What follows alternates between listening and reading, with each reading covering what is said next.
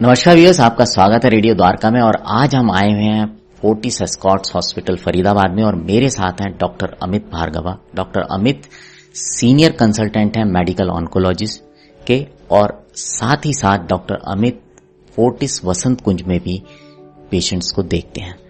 Sir, आपका बहुत बहुत स्वागत है। सर, इस समय ब्रेस्ट फीडिंग वीक चल रहा है और ऐसा कहते हैं, मैं नहीं जानता कि ये कितना सही है नहीं है, कि ब्रेस्ट फीडिंग जो मदर्स कराती हैं अपने बच्चों को, उनके अंदर जो ब्रेस्ट कैंसर होने के चांसेस कम होते हैं। क्या ये सही है? देखिए, बहुत हद तक ये चीज एक ठीक है। और हम जब ट्रेनिंग कर रहे थे तो उसमें ब्रेस्ट फीडिंग एक ऐसा रिलेटिव रिस्क फैक्टर आता है कि mothers who have not breast fed their kids, they had a higher risk of developing breast cancer. So ये भी एक बहुत अच्छा क्वेश्चन आपने पूछा है, एंड क्योंकि ये ब्रेस्ट फीडिंग मंथ चल रहा है तो इस पे मैं थोड़ा सा हाईलाइट करना चाहूंगा। बहुत सारी ट्रायल्स हैं। जब शुरू में ब्रेस्ट कैंसर की होती थी तो उसमें दिखाया गया है कि एक breast feeding is a relative risk factor. Actually breast feeding से क्या होता है कि हार्मोन है ऑक्सीटोसिन, वो रिलीज होता है एंड दैट कीप्स जो हमारे लोब्यूल्स होते हैं उनको फंक्शनल रखता है।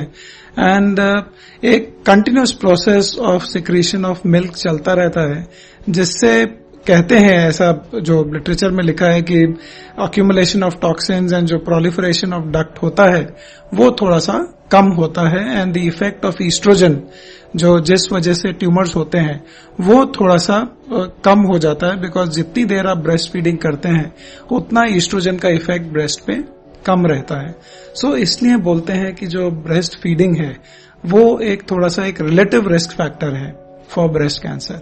अब अगर मैं बात करूं पर से ब्रेस्ट कैंसर की, तो ब्रेस्ट कैंसर के और बहुत सारे कारण हैं, और आजकल जो हम देख रहे हैं वो एक जेनेटिक कारण, स्पेशली जो म्यूटेशन की वजह से है, BRCA1 BRCA2। अब मेरा मैसेज आप उसको गलत ना इंटरप्रेट करें, बट अगर किसी लेडी के BRCA1 BRCA2 म्यूटेशंस हैं और अगर वो ये बोलती है कि मैंने तो ब्रेस्ट फीडिंग करी थी फिर भी मेरे को ब्रेस्ट कैंसर हो गया, तो ये चीज गलत है। अब it only gives you a relative protection for breast cancer.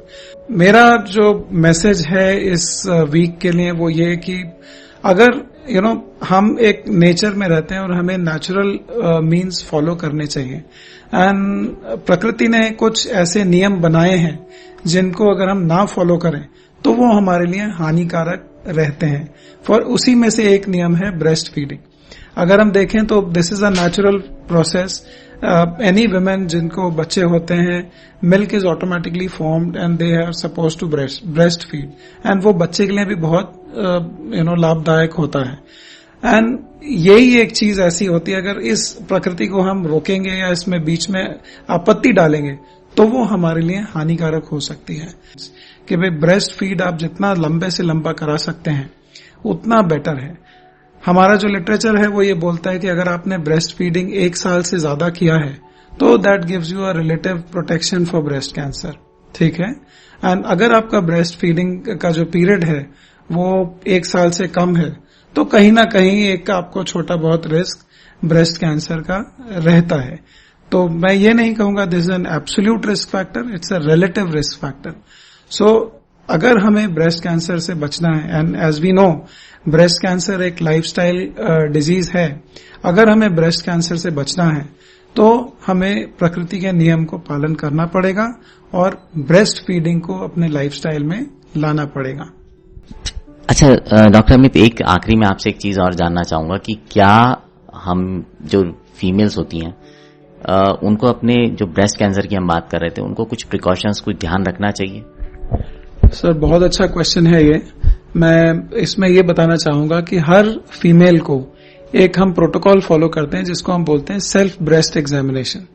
Self breast examination में कुछ नहीं करना होता है, सिर्फ हर फीमेल को वंस एवरी 3 मंथ्स, 3 महीने में एक बार अपने ब्रेस्ट को खुद एग्जामिन करना होता है अपने पाम से, और पूरे ब्रेस्ट को एग्जामिन करना होता है जो हमारी कॉलर बोन से लेकर रिब्स तक होता है। और हमारी जो मिड बोन होती है वहां से लेके और जो हमारी आर्म पिट होती है वहां तक उन्हें एग्जामिन करना होता है। तो उसमें उन्हें क्या देखना होता है, जो ब्रेस्ट कैंसर के साइंस एंड सिम्टम्स होते हैं कि ब्रेस्ट में अगर कोई गांठ है जो पत्थर जैसी हार्ड है और समय के साथ बढ़ रही है, या ब्रेस्ट में डिम्पल्स हो रहे हैं, या हमारे स्किन में चेंजेस हो रहे हैं, जैसे ऑरेंज वाली स्किन होती है तो ऑरेंज पील टाइप हमारी स्किन हो रही है, या निपल से कोई ब्लडी या ब्लैकिश डिस्चार्ज हो रहा है, तो ये सारी चीजें, या फिर हमारी जो बगल है आर्मपिट उसमें कोई गांठ आ रही है, तो ये सारे सिम्टम्स उन्हें देखने चाहिए। और हर 3 महीने में अगर वो शीशे के सामने खड़े होकर सेल्फ ब्रेस्ट एग्जामिनेशन करेंगे और उन्हें कुछ भी लगता है कि उसमें ब्रेस्ट में कोई चेंजेस आ रहे हैं तो उन्हें फौरन विशेषज्ञ को दिखाना चाहिए। तो ये एक बहुत अच्छा और सस्ता तरीका है ब्रेस्ट कैंसर को डिटेक्ट करने का, जो मैं चाहूंगा कि हर महिला हमारे देश की उसको ये आना चाहिए, ताकि हम ब्रेस्ट कैंसर एक छोटी अवस्था में डायग्नोज कर पाएं और उसे पूर्ण रूप से ठीक कर पाएं।